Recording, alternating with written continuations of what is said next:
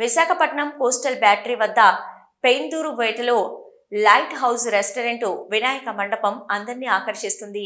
Editing boys ఆధ్వర్యంలో ప్రతి సంవత్సరం ఏదో ఒక అద్భుతమైన మెసేజ్ ప్రజలందరికీ ఇస్తూ సాంప్రదాయాలకు భంగం కలగకుండా ఒక రెస్టారెంట్లో కుటుంబం ఏ విధంగా భోజనం చేస్తామో కన్నుల విందుగా చూపిస్తూ ముఖ్యంగా వినాయకుడి మేనేజర్గా పెట్టారు. అసలు వీళ్ళకి ఆలోచన ఎలా వచ్చింది? ఆ రెస్టారెంట్ ఏర్పాటు చేసిన నిర్వాహకులతో మా విశాఖ ప్రతినిధి Eswar Reddy face to face. Lighthouse వినాయకుడి రెస్టారెంట్ పెట్టారు. స్థానికైనా నాని ఉన్నాడు, వారిని అడిగి చూస్తున్నాం. ఎలాగ ఐడియా ఎలా వచ్చింది? ఐడియా కుర్రలంతా ప్రతిసారి చేస్తాం. దీనికంటే మేము ప్రతి లాస్ట్ ఏమో 3 మీద ఇంకా పెద్దగా చేసి ఉన్నత సేవా కార్యక్రమం చేస్తాం. ఒక 8,000 మంది డిఫరెంట్గా పెట్టి అంటే మాకు చేయాల్సిన సాయం చేయడానికి డిఫరెంట్గా మా కుర్రలు అంటే 80% అంటే మొత్తం లొకాలిటీ కంటే ఏదైనా మంచి కార్యక్రమాలు చేస్తారు. ఏదైనా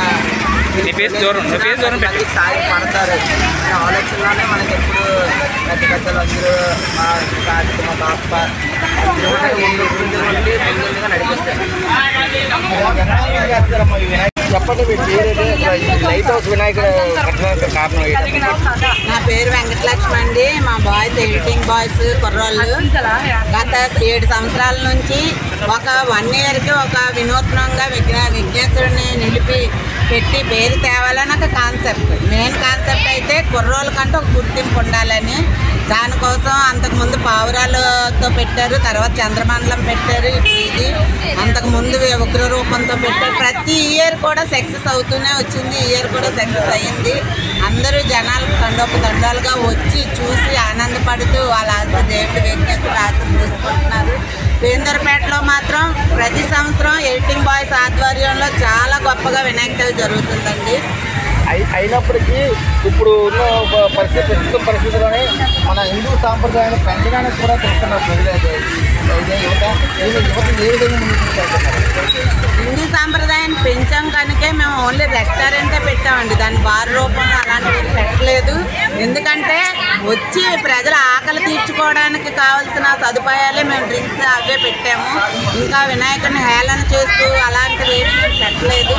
దేవుడు అందరికీ మనసులో ఉండాలి, హిందూ సాంప్రదాయం ఇంకా పెంచాలనే ఉద్దేశంతోనే పెట్టాము. ఏదైతే వినోదంగా హిందూ సాంప్రదాయం ప్రకారంగా అలాగే ప్రతి సంవత్సరం పుస్తకం తెచ్చి ఒక పక్క హిందూ సాంప్రదాయం నిలబెడుతూ మరో పక్కన ప్రతి ఒక్కరికి మన వినాయక చవితి అనగా భారతదేశంలో అతిపెద్ద అయిన పండగ.